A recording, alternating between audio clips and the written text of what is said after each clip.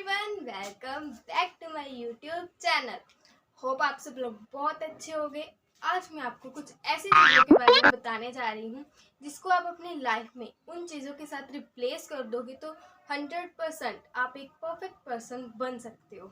So let's start.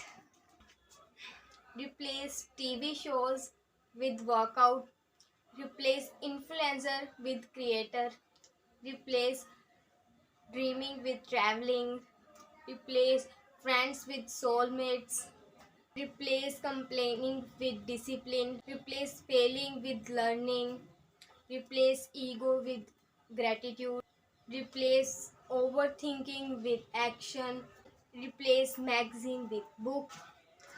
Video को last तक देखने के लिए आपका बहुत बहुत शुक्रिया। आपके लिए ये वीडियो बहुत ही आपकी लाइफ में बहुत ही काम आने वाली है। सो प्लीज़ अगर आपको वीडियो अच्छी लगी हो तो इसे like, share, comment and channel को सब्सक्राइब ज़रूर कर लें।